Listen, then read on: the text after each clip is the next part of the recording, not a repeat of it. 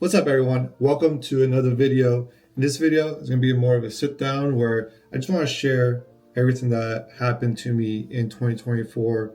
Sometimes we forget everything that we did or accomplished or achieved, and we just don't take the time to be grateful for it and actually just think back at it and just enjoy it. Because as a business owner and just as a human, we set goals in our life, and sometimes we hit those goals and we don't even take the second or moment to just appreciate and enjoy that moment. And in this video, I'm doing it for myself, but also to share with my audience everything that happened in 2024 and why I'm excited for 2025. And kind of, I'll share my game plan for next year. And this list, it's not from like priorities or like the things that mean more than the other things that might come later into the video. I'm just kind of like just spitting it out there and sharing everything that happened. So don't take it personal if I like put something on number 2 versus number 10, even though it might be more meaningful in my life. Let's start with the first thing, which is one of the most meaningful things that happened to me, is actually getting my first daughter, getting my first kid.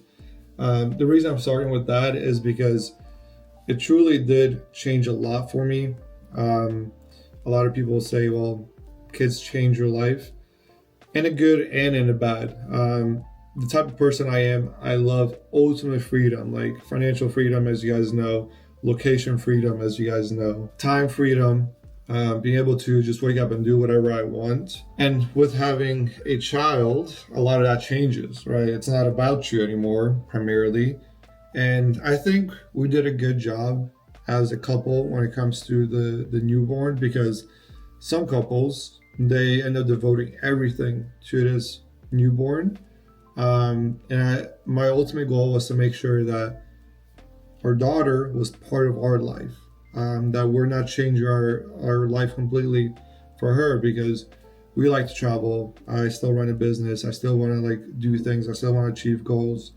And I just want our daughter to be part of that journey with us. Like I didn't want to hold things back in my life because now I have a daughter and we're not supposed to be traveling with a newborn across Europe and going to, I don't know, a cold weather place and so forth.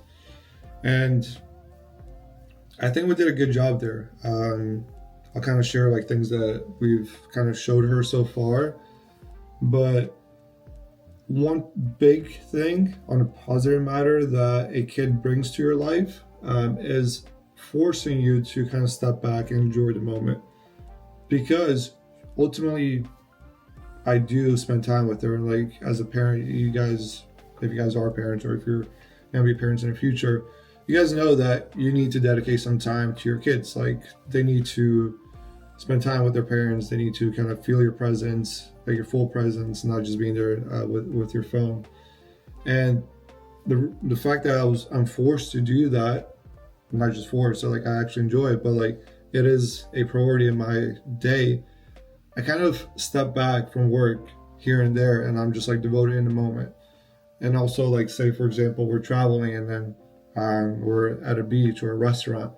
Instead of just like eating real quick and going on to the next one, you kind of have to take things slow, right? Is she sleeping? Let's take her out of the car slow. Let's create a good like situation around the table so that she isn't like pulling things. Let's get the kids chair so she can sit there. Right, you're feeding her, so like that takes a little bit like longer. So it kind of extends your actions, which is a good thing and a bad thing. Personally, like this is just me sharing my experiences, because some things I just like to kind of get done and let's move on. Which I'm realizing that you do need to kind of like just step back and enjoy the moment a little bit more and just be more present. So the biggest change in my life was definitely my daughter for 2024. But it's just like it's a good feeling when you wake up and like she's there like waiting and excited to see you. Your team kind of grew.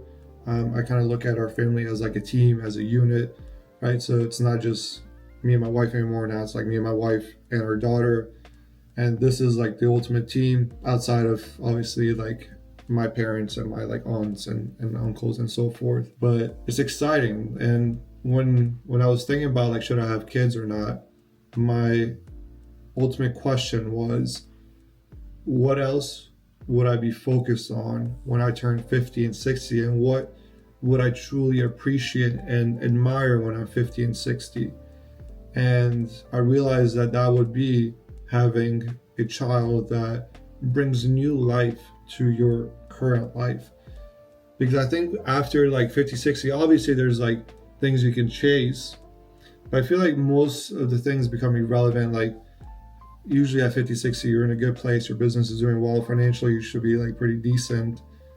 What else is there that's exciting? And with the kid, there's so many like new things that I'm looking forward to, like her starting elementary and the middle school and high school, and then what's her career going to be, and then her having her own family, and then me having like grandkids, and like there's so much more excitement to look forward to other than our current life and still doing the same routine for the next 60 years or so. So yeah, for the first one, it's definitely my daughter.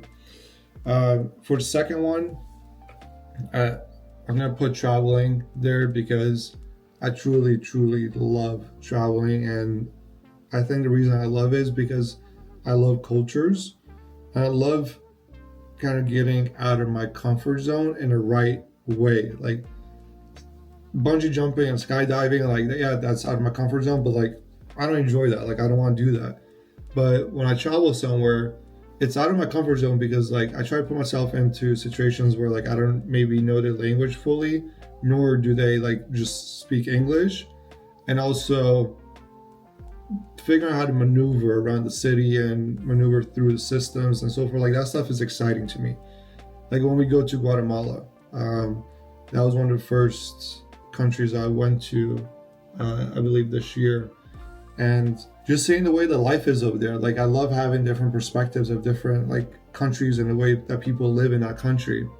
A lot of people might think that Guatemala is kind of run down or that like it's super dangerous, which it was, but it's not what people think right now. And that's what I like discovering. Like I like discovering like places that completely changed my mind and vision of that place after I visited. And I like knowing the history behind it because then I understand why like the architecture is the way it is, why people are the way they are. And for example, something that stood out to me coming from Europe and also like in Tampa, things are pretty open. Like you can walk around, like there's chairs in front of coffee shops, like it's a open city. While over there, I feel like everything's kind of closed. Like there's a gate or a wall, and you kind of need to go around or through the gate, whatever like the scenario is, and then the life is behind that gate, and everything kind of like in front of that gate, like on the streets and all that. I feel like it's almost feels like a war zone, just from stories. That's how Bosnia was. Like in your house, kind of like in your like courtyard, it's a completely different life. Like that's where like happiness is, and then when you step out, like you have to like be careful and like just you use the outside territory as just like a transition place, right? You transition from this house to that, and that middle ground, like you don't even care about. That's the feeling I had. Obviously, people that live there, they maybe enjoy that transition, but to me, it's like very closed off. And I feel like it was like that because it was dangerous, right? They had gates because it was dangerous. Being on the streets was dangerous. That's why like everyone has like limo tent on their cars. Literally, you can't see in anyone's car, is because when I don't know, when the gang members or whoever is driving by your car, if they can see that you're solo, guess what? You're an easy target. Or if you're on your phone, they're like, okay, let me get the phone. But when your car is like limited, they can't like see if there's one person or 5 people in your car. Is it a group of guys or just like girls? Right? Is it easier target? So that stuff is very interesting to me because I've never noticed that anywhere else. And I've traveled to Spanish countries before, like even Colombia and Mexico, but I haven't noticed what I noticed in Guatemala. On one note. On another note, what I truly noticed was how developed it was and how the architecture of the new buildings are truly beautiful. I think one thing that America lacks is modern architecture when it comes to like bigger buildings. For for example, in America, there's like definitely nice homes that have nice architecture, but the cities and like the buildings and like they're super whatever. It's not like, wow, that's beautiful. Like I had never thought about that. I never thought about this. Like I do enjoy that, and I noticed that in Tulum as well. But I didn't do Tulum this year. That was like 2 years ago. So now that was something that I truly experienced for the first time in this year, and I truly enjoyed it. Like we go to Guatemala every quarter now because of my team, and I'm excited to go. It's a completely different world. I realized that they pretty much eat beans in every single meal that they have. Breakfast, lunch, dinner is like beans. That's one thing I personally don't like, because um, I'm not a fan of beans like that. And yeah, I would say Guatemala was definitely one of the top travel destinations that I went to, where it was super interesting to me. On the note of Guatemala, something that was new in 2024 is how much we expanded as a company. Before, we just had an office in Tampa, Florida, and the goal for 2024 for Gentic was to really build solid systems where there were like multiple tiers within the company. Everyone was kind of dependent on each other. Like people had to work as a team, and in order for us to do that, we needed multiple groups of like teams and multiple tiers within our service to make it feel like that. And what I was going for was the McDonald's like process, because I like systems. I truly love systems, because I feel like with a system you can plug in anyone, and if the system is so good, they're just gonna like kind of go through it, because their one task is so simple that anyone can truly do it if you teach them right. And I wanted to do that outside of the US, because I wanted to challenge myself and like our team to just rely on systems. That's why I kind of stepped away from the office too. I didn't really go to the office this year, because I didn't want them depending on me. I didn't want them kind of just being used to having everything around them. I really wanted them to rely on online systems.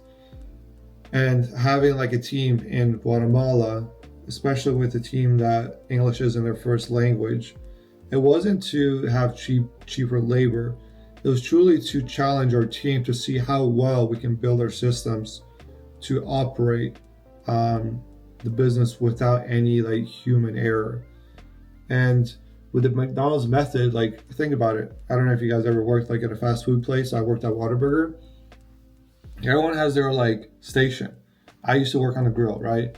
And it's very simple. Like order comes in, you see that it's like a I don't know, a regular Whataburger like sandwich.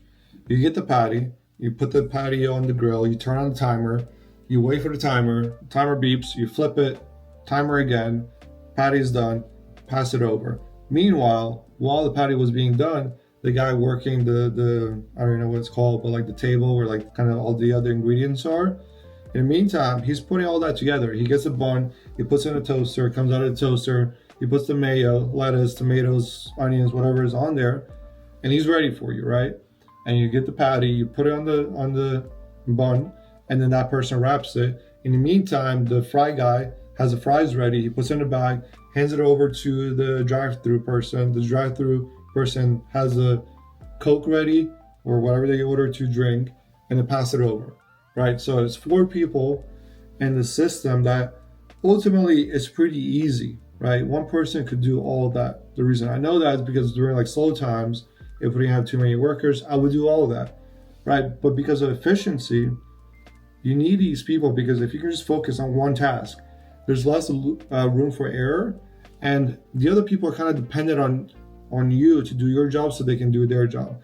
So if for some reason you didn't put the patty down on time and now like it's late, the drive-through person, they get dinged technically if I think it takes more than 5 minutes to get the meal out. I forget exactly because it's been almost like 10 years since I worked there. But it kind of makes them push you. They're like, hey, we're 4 minutes in, I don't see that the sandwich is ready, what's going on? And you're like, oh shit, I put the patty down late.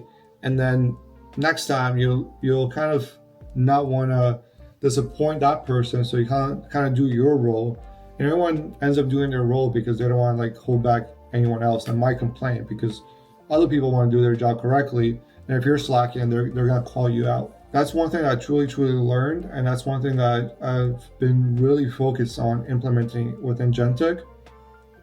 And I feel like we're almost there. Like I think we're 70% there because there's always room for improvement. That's why we also brought on a team in Egypt. And the reason we brought in a team from Egypt is because Ra, who runs Ra Media, that does a lot of our content, he's from Egypt. He has a team over there. And one thing that like is really good with being able to hire people anywhere is that you can hire people that are really good at something. In Egypt, they're super educated. They're super smart. Their schooling system is very tough. Like they understand their stuff, and their English is really good. And being able to hire people that are very good at just following processes, that was very important to their team as well because we hired a lot of our back-end sales teams, sales like members in Egypt because with sales, you just need to execute at a high volume. So if you're sending out DMs, you got to send out like 200 DMs a day. If you're cold calling, you got to cold call like 200 people. If you work in the CRM, you're like dialing 200 people in the CRM every single day. And if you give them like real like solid SOPs, meaning like you tell them exactly what to do, they do it at a crazy efficiency and skill level. Obviously, it takes a little training so they kind of know your lingo for your company and they know exactly like what to say, what not to say. But I found that the workforce in Egypt when it comes to following SOPs is very solid. And I'm glad that we were able to expand there as well. So all this happened within 2024. We had an internal meeting within Gentek, and we were just thinking about how to make Gentek bulletproof because we were dependent on employees too much. We had 2 people leave, personal issues, and we're like, shit, like who's gonna take over their work because they control so much of Gentek's kind of output. And one day I was like going to bed and I was thinking, how can we make this solid? And we had a HC Blueprint student that was from Guatemala. He had a team over there, and he was telling me how like they're very good at what they do when it comes to running ads and doing marketing. And I was like, what if we used his connections and kind of used his knowledge about the country and built on top of that? That's what we did. And literally within, I would say probably like not even 30 days, I proposed the idea. We sat on it for 3 days and we're like, let's do it. Naja Arciro, she sent out a whole bunch of like interviews. She posted a job and we had a whole bunch of interviews. She did the first round of interviews. I think we had like 100 applicants and we needed to hire 8 people. And we went there and we did a group interview as like the second interview. And we had like 20 people in the room and we hired our first 8. We got an office within like the first trip. We were there for like 4 days. So we did a group interview. We looked for offices. We found the office. We signed a lease. We sent over the job offers, and everyone was like rock and rolling within 2 weeks after that, which is an amazing turnaround. And I appreciate that about like me and like our team. And we like see something and like we're super quick to turn around, which I think is very important when it comes to just life overall. So I would definitely say that's on top of the things that I truly appreciate and I'm happy that we did in 2024. And honestly, I'm just excited to see where it goes. It kind of gives me a reason to go to Guatemala and record it because I love the Spanish like people and Spanish community and the culture. I wouldn't just say Spanish, like it's more like Latin, because Spaniards from Spain are different. Latin people, like I love them. Which will lead me to the next thing that I did in 2024, which is I signed up for Spanish classes. So like my Spanish, like I can get around. So when I go to Guatemala, like I can get around. Like I know how to order, I know how to get to places, like I can figure things out. But it's been time for me to truly just know how to like speak Spanish. I would say I was 5% there before starting my Spanish classes.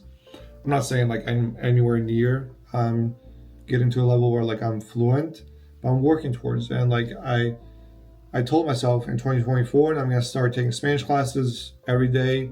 I'm gonna like devote like 30 minutes to an hour to learning Spanish.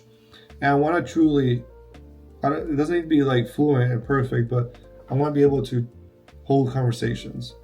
Because right now, like I can do like maybe 2 or 3 exchanges, like, hey, how are you doing? Good. How are you? What's your name? Like, where are you located? Or you want to grab some food? Or like, where are you working right now? Like, I can hold like maybe like a 5-minute conversation, but I want to be able to hold it like all day, right?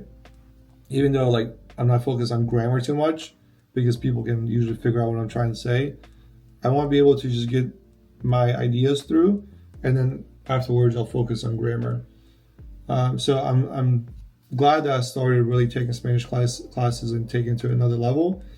The only unfortunate part is that the Spanish classes, they're useful in Florida and when I'm going to Guatemala. But me moving back to Bosnia, like there aren't that many like Spanish speaking people. So I won't really get to practice it that much, but I plan on going to Spain over there as well. And I think Spanish is very close to Italian. So I feel like if I learn Spanish, I'll be able to pick up Italian. And Italy is very close to Bosnia. And, you know, there's a lot of Italians that come to like Croatia and Bosnia. And I think I can definitely use it. My goal is to know like roughly 4 languages. I know Bosnian and English right now. I want to learn Spanish. Hopefully Italian comes easy with Spanish, but maybe German will be something that I decide to kind of take on when I move back to Bosnia. Which leads me to the next one, which is moving back to Bosnia. This is a topic that you guys already know on this channel. And the reason that we've really been focused on Bosnia is because I had thoughts on moving back to Bosnia like probably 2 years ago. And it kind of got delayed because I started like a new business, and that's the one that I exited. So I wanted to be here to really help it scale and exit correctly. And in the meantime, we also found out that we'll be expecting a baby soon. And I was like, all right, let's just stay here. Let's make sure the baby's healthy and so forth. And pretty much what we realized is that next year, meaning January 2026, it'll be a good time for us to make that transition. So this year, the reason I'm excited is because I still have my current lease here. And I also want to make sure that everything's in place before we make our transition. So January 2026 is when we're moving, but we officially decided that this year, which is why I'm putting it into this video. And the reason I truly want to make that transition is because I feel like I checked off a lot of things that America has to offer.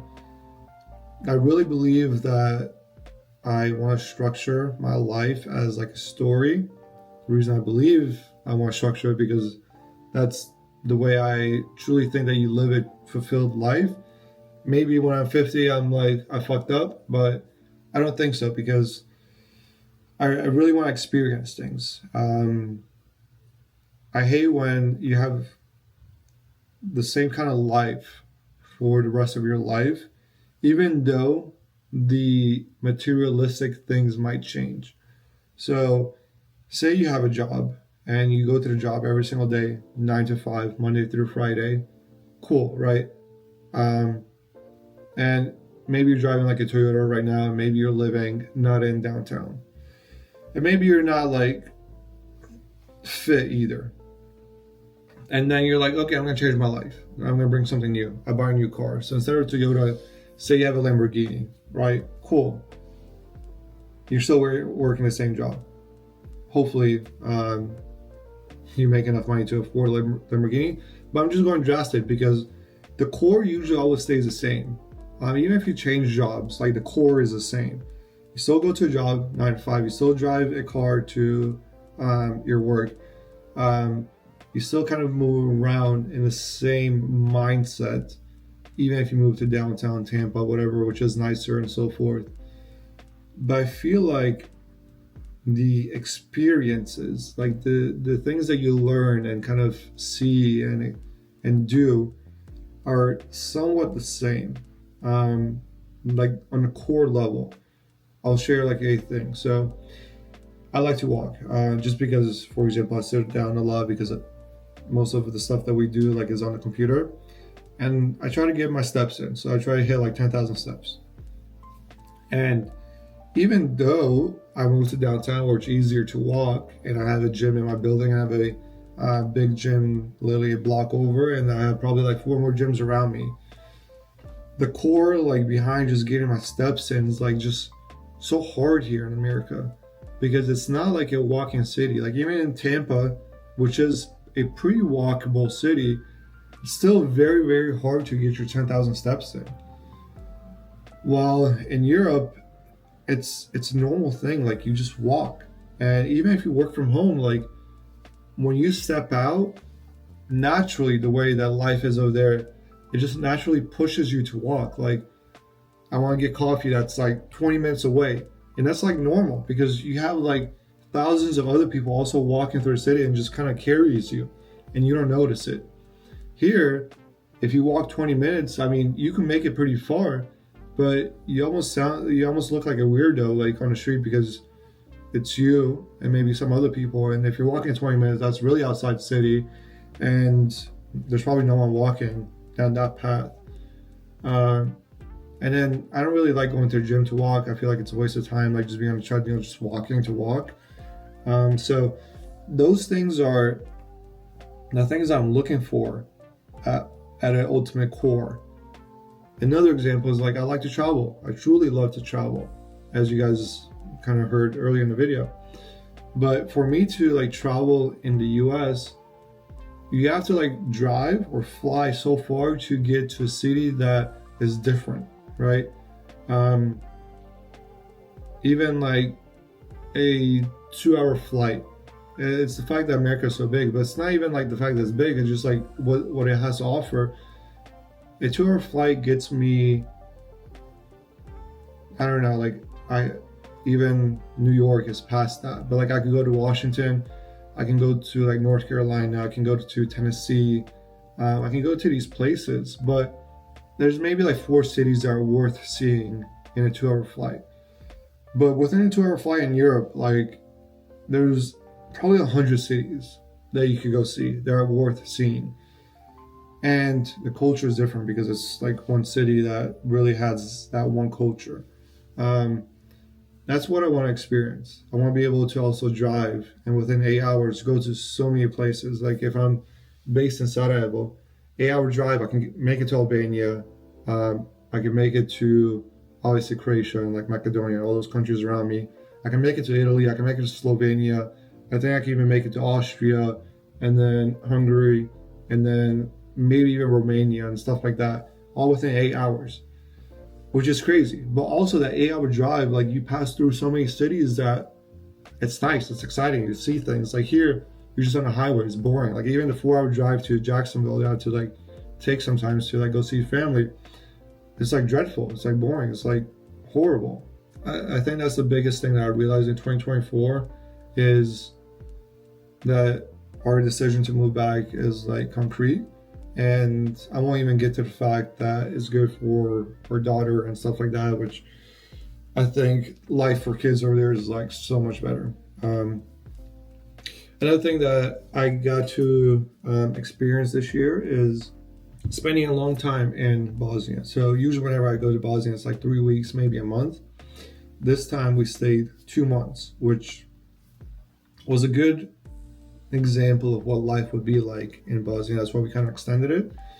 And I also got to enjoy it because with my goal being like for location freedom, I wanted to be able to go to a place and stay there for a few months, maybe even a year if I wanted to, and not have an effect on my life when it comes to like my finances, when it comes to like my routines and like our family and stuff like that. I wanted to really take this opportunity where I'm working from a computer, right? My wife is working from her computer. Our child is pretty healthy where she can pretty much go anywhere that we want to. So we wanted to take this opportunity this year for the first time where we don't have to rush back. Like, we don't have any pets anymore. We don't have to rush back because of any like obligations.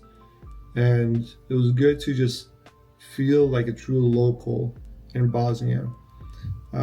We traveled a little bit, but I primarily just stayed in Sarajevo like the whole time because I wanted to like see what life was like, especially during the winter times, because everyone's like, oh, the smog's like super bad. Just wait until it gets super cold. If I was enjoying it then, like, I know I'll enjoy the whole year. Especially the fact that like I don't plan on staying like in Sarajevo like during like the super cold months, because I can easily go to Croatia, I can easily go to Albania and spend like a month or two there, where it's like a little nicer. Maybe the air is like a little more fresh and it doesn't smell like smog. So that was definitely like a big item that I enjoyed and checked off in 2024. On another note, I ended up also renting like a mansion. You guys saw the castle in my videos, and I feel like that is definitely worthy of going to this video because that castle decision also brought in other things in my life. So the reason I decided to rent a mansion is because I wanted to see if that lifestyle is a lifestyle that I like. Sometimes we set goals in our life and we're like, I want to have this, I want to be here, I want to live there. But we don't even know if we truly want that, if we're going to like it. And, you know, everyone's kind of goal is to have like a mansion that's like whatever. And I was like, all right, let's see. We were smoking cigars one day in Ybor, and one of our good friends, Ramon, he does Airbnb, and he was like, bro, like I found this like super nice house and I wanted to get it for Airbnb, but the landlord didn't let me rent it out, and he showed me the house and I was like, that's pretty dope, because it really looked like a castle. It was different. I didn't just want a mansion to have a mansion, I wanted something to have like character. And I was like, this place is like pretty cool. I wonder how much you will rent it on like a year lease term. So I reached out to the owner, and what was it, 22K a month? Yeah, it was like 22K a month, 12-month lease, and you just pay the utilities. And I was like, let's do it. So the way I calculated it was like, okay, I'll pay close to like 300K for the year. I can deduct it because I'm counting as like a business content house, right? So at a 30% tax bracket, I save like 100K on taxes. So all in, I'm in like 200K. All right. What do I get out of it? I get the experience, possibly like clients, because I can use it for branding. And also, I was like, I can bring my mom down. So my mom lives in Jacksonville with a newborn. I was like, I want her to be around the baby. I was able to bring my mom down, help. I was kind of giving her a salary as well, which is definitely its own thing for 2024 that I really am happy that I was able to do. It was a good experience at the mansion, but I realized that one thing I truly hate in life are, I won't say responsibilities, but when there's like a to-do list. And with a house that big, with any house, there's always something that you need to like do around, like either fix like a leaking toilet, or there's always something with the house, especially a house that big. So that house was, I think, right under 10,000 square feet. It was massive, but there was always something wrong there. I was always messaging like the maintenance guys to come and fix things. So luckily I didn't have to take care of it. Like, it was included in the rent. But if it was my house, sometimes I would be like, oh, I don't feel like paying someone to do it, I'll just do it myself. And then you just get stuck into like fixing things around the house all the time. and you're fixing things. You're always cleaning because it's so big, and you're just throwing money out because the utilities itself, like the gas, electricity, water, stuff like that, was roughly like 3K just by itself. So with the rent and the utilities, it came out to like 25K a month. And to me, it's not about the money. With life overall, it's never about like the actual thing that you have to kind of dish out. It's more so like, what can you do with the thing that you have to dish out? And when I say dish out, like, it can be money or time or resources or whatever. And when you realize that, okay, that house didn't make me that much happier. If anything, it was probably more of a headache than like happiness, even though like there were cool moments. I'm like, with the 25K, bro, like I can do so much more. And it's, people will say, well, if you just make a lot more, the 25K, you won't even feel it. It's not about that. It's because that's a very scary thing when you get into that mindset. And that's another thing I learned this year. When you start making more money, you're like, oh, what's $500 for dinner? What's $1,000 for dinner? What's $1,000 for shoes? I'll buy Gucci shoes and I'll buy like every single month. What's $1,500 on a suit supply? What's $50K on a watch? And you just become immune to it. And even though you can do something, doesn't mean that you should. You have to really like, and I'm saying like you, but like this one thing that I realized, you really, really need to weigh everything. Spending 25K on a mansion, can you do something else with that? Can you help more family members? Can you travel more? Can you make your life easier? Can you just hire like a full-time chef versus spending money on that? Can you hire like a full-time assistant? Can you maybe retire someone else? Like, there's a lot of maybe other things that you can do with that money that brings more value to your life. And that's why like the castle was definitely fun. We held some masterminds there. It was a good time, but I don't think I want that. Maybe it's also the fact that it's so expensive for what you get here in Florida. That's why I like Bosnia, because like, I think if you can move around and live anywhere, go where you treat it best. Go where like your money can get you the most out of your like investment. And it doesn't necessarily mean like just go to a place because everything's cheaper, because maybe that place isn't beautiful, right? But I found like a beautiful, beautiful mansion, and I'll share in this video, in Croatia, which was 700K USD, overlooking the ocean, like beautiful, beautiful, beautiful. While the castle is like 4.5 million USD, and you have neighbors all around you. You have like no view. You have no space. It is nice, but like the comparison is just ridiculous. That's why like I just don't see the value when you put it on scale. I'm like, I would rather have a house in Europe for maybe even 2 mil. You can go up to 2 mil, which is still 50% of the house here, and really enjoy it. That's just my thought.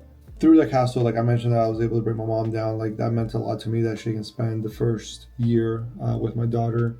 I think that's very important. That I also like mentioned the 50K watch. I do want to put that into this video because it is like a big accomplishment for me. I bought a 100th anniversary like Rolex, which to me is just a beautiful watch. I think it's one of the prettiest watches out there.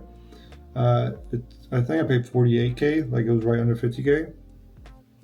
The reason I did that is because I like to reward myself with milestones that I achieve. And with watches, like I like to buy watches because if you buy at the right price, you can always sell it, right? When I say the right price, the same watch was selling for like 100K during like COVID times when like everything just blew up in price, and went back to a normal price where it's like around 50K. I kind of wanted to buy it for myself because I knew even worst case scenario, if I sell it for 40K, maybe I'll lose 10K, but like I had this watch and I wear it. Like I don't just keep it at the house. Like I wear it like outside to meetings and events and so forth. One thing that you realize is there's probably more things that I could have added in this video, and I don't know. There's more traveling that I did and so forth. But I guess what I want to wrap it up with is that we truly forget how much we accomplished. I like to ask this question to a lot of my like business owner friends that are maybe feeling down one month, or maybe like their sales are like slow this week or whatever. And they're like, "Oh man, like I'm very down. Like I've been upset. Um, I'm not making as much money as I wanted to." I'm like, "Bro, what was your goal when you started the business?" And almost all of them say, "Well, I just wanted to make 10K a month." And right now they're making like 200, 300K a month. I'm like, "Bro, you surpassed your goal way, way earlier than like you started getting upset for not hitting like a new goal." And that's one thing that we need to realize, that our life is pretty goddamn good. The problem is that we compare ourselves to so many things, and it's just the way that our brain works, where we're always looking for the next thing, which I think is the biggest psychological issue that we have as humans, where we always want more. It's not a bad thing, because obviously we need to progress, but we need to truly be humble.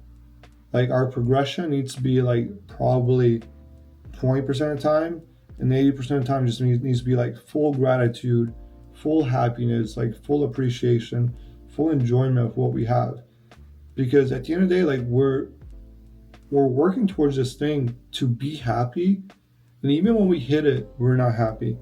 And that's like a leaking bank account, meaning if you're broke when you make 10 bucks, you'll be broke even when you make 10 mil. I have friends like that. And until you fix that, stop chasing the next thing. Because if you don't fix, for example, your finances, where you can live off of, I won't say 10 bucks, but let's say like 3K, even if you make a mil, you'll still be broke, because you'll run up your credit cards, you'll buy a more expensive car, you're gonna buy a bigger house, you're gonna give more like money to your family that maybe doesn't even want it, but you feel like responsible for it. And it's a dangerous place, because you end up overextending yourself, and life is never always going to be running this great. There's going to be years, maybe even like a couple of years, where it's maybe not going so well, and it's going to be very hard to tell your dad, "Hey, I can't keep on paying for your life. I think you're going to need to find a job," or "I want to sell this house even though I got used to it, I have to like downgrade," or "Now my identity is that I drive exotic cars and I'm gonna have to go down to like a Toyota." I want you guys to like really listen or hear me out on this, because this is one thing that I realized. It's the fact that there's nothing like wrong with saying, "Hey, this is my baseline," but what's very like wrong is where you feel like you need to go into the red to live that baseline, meaning you need to overspend to live that baseline. And my also fear was that in America, everything's just like very materialistic. You're always comparing to like other people. And my fear is that I'm going to keep on overspending on cars and watches and houses and clothes and so forth. And my life is going to go by, and I'm not going to appreciate what life is truly about. In this video, I truly wanted to just share like everything that happened this year for me, some actual things that happened to me, and some things I just realized in my thoughts that I'm going to take into the next year. And 2025, I'm excited for it. Hopefully it keeps on going well. You never know. But I'm going to keep on pushing, keep on grinding, and really enjoying my life, and keep on traveling and preparing for the move to Bosnia, and just appreciate everything that I'm doing, because I also started journaling just because of that fact, because I truly want to write down my gratitude, my lessons learned, my goals, so that I can just stay on top of everything. So I hope you guys enjoy this video. It's a different type of video. I truly wanted to sit down with you guys and share my ideas, share my thoughts.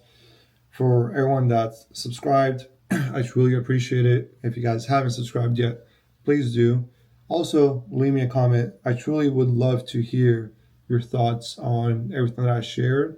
Am I right? Am I wrong? Like, should you always be grinding, or should you be just focused on life, because there's a balance between that as well.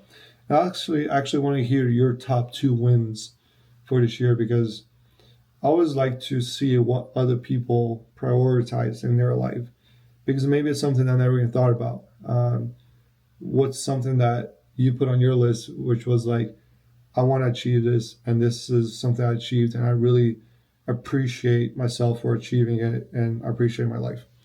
So I'll see you guys in the next video. Thanks for watching. Peace.